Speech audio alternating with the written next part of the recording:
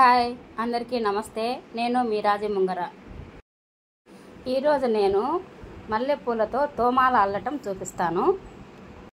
మొదట మనము ఈ పువ్వులన్నిటికీ తొడాలు తీసేసి ఇలా ఉంచుకోవాలి.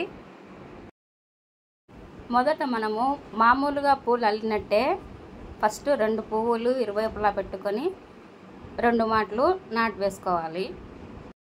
మొదట మనము దారము కొంచెం వదులుకొని మధ్యలో అలా చేసుకోవాలన్నమాట. చూడండి, ముందు పక్కన కొంచెం దారము వదిలేసి మధ్యలో నేను కట్టాను.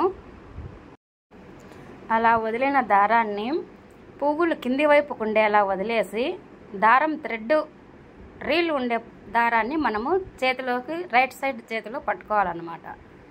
ఇప్పుడు ఒక్కొక్క పువ్వు తీసి ఆ పై పక్కన పెట్టడము, ఈ రైట్ హ్యాండ్లో ఉన్న దారాన్ని పువ్వు పై నుంచి దారం తిరుక్కొని చుట్టూ తిరుక్కొని వచ్చిన దారాన్ని ఆ పువ్వు కాడ కింద నుంచి బయటికి రావాలి. అలా ఒక్కో దానిపైన పెట్టుకుంటూ ఒక్కోసారి అలా తిప్పుకుంటూ ఆ కాడ కింద నుంచి అలా వచ్చేస్తూ ఉండాలి. ఇలాగా ప్రతి పువ్వు పైన కూడా అలాగే చేస్తూ ఉండాలి. అలా చేస్తూ ఉంటే దండ పెరుగుతూ ఉంటుంది. ప్రతిదానికి మనం చేయవలసిన పని అయితే అదేనండి.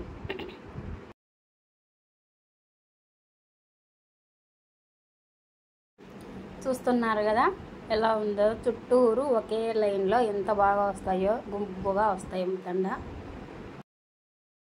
ఇలా తోమాలు అల్లుకోవాలి అని అంటే ఒకే రకమైన పువ్వులు అన్నీ తీసుకుంటే బాగుంటుంది. ఒకటి చిన్నది ఒకటి పెద్దది అలా కాకుండా అన్నీ ఒక సైజు పువ్వులను తీసుకుంటే మాల బాగా చక్కగా ఉంటుంది.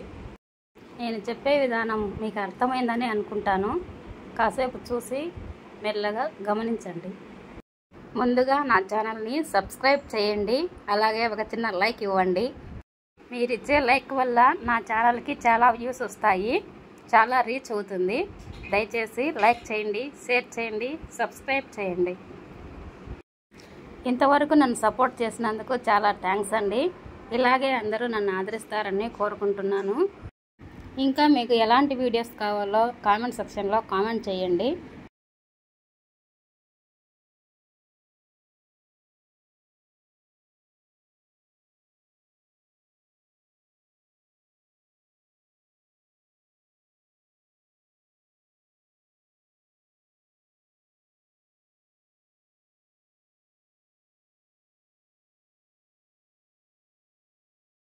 నెక్స్ట్ వీడియోలో నేను లక్ష్మీ నరసింహస్వామి పాంప్లెట్ ఆ వీడియోని అప్లోడ్ చేస్తాను, తప్పకుండా చూడండి.